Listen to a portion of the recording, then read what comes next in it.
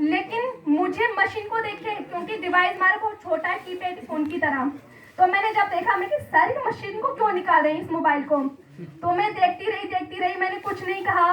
But जब उन्होंने checkup करना शुरू किया मेरे, तो मैंने कहा सर ऐसे कैसे हो सकता है कि मतलब छोटा सा डिवाइस आपकी सारी परेशानियां बता रहा है, आपकी सारी बीमारियां बता रहा है। तो मैं क्या इम्पॉसिबल है ये। फिर मैंने देखती रही सॉरी, और उन्होंने मुझे सजेस्ट किए न्यूट्रिशन और मुझे बताया मेरी बीमारियां, क्योंकि मेरे अलावा किसी को नहीं पता था मेरी बीमारियों के बारे में, और बहुत सारी मुझे प्रॉब्लम्स थी। तो फर्स्ट रीजन ये था, और दूसरा रीजन मैं A.K. पांडे सर से बहुत इंस्पायर होती हूँ, क्योंकि जो प्रॉब्लम उनकी मदर को थी वो प्रॉब्लम मेरी मदर को थी। उनको हार्ट अटैक हुआ और स्टेंट पड़ा, उनके एक छल्ला पड़ गया, विद इन 1 मंथ हुआ। उसके बाद उनको वही कंडीशन दोबारा होने लगी, वॉमिटिंग प्लस चेस्ट में पेन प्लस हाथ में दर्द, इतनी ज्यादा प्रॉब्लम की डॉक्टर ने बोला कि हम इनकी एंजियोग्राफी देखेंगे, उसके बाद आपको बताएंगे।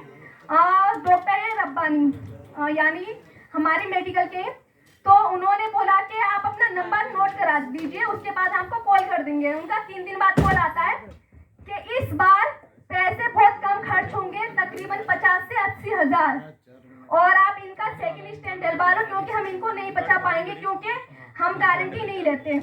तो मैं बड़ी परेशान, तो मैंने सोचा, मुझे याद आया अजीत सर का, तो मैंने सर को कॉल किया, मैं कि सर मेरी मदर को ऐसे ऐसे ये प्रॉब्लम है, आप आ जाइए। तो सर तुरंत शाम को पहुंच गए थे। सॉरी पहुंचने के बाद उन्होंने सारी रिपोर्ट देखी, रिपोर्ट देखने के बाद उन्होंने कहा कि इनको कोई प्रॉब्लम नहीं है।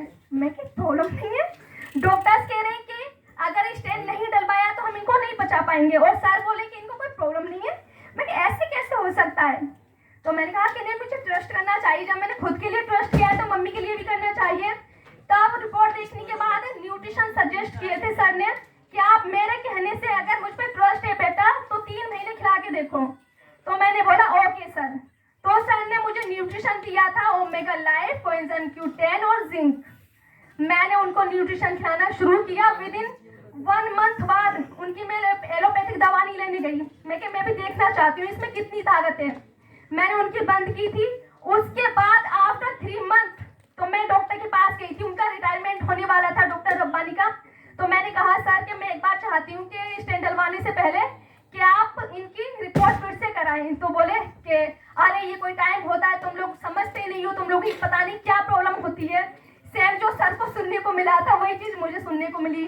लेकिन मैंने उनकी जब चेकअप कराया, रिपोर्ट दूसरे दिन आती है, तो उनकी रिपोर्ट आने के बाद उन्होंने बुलाया हमें कॉल करके।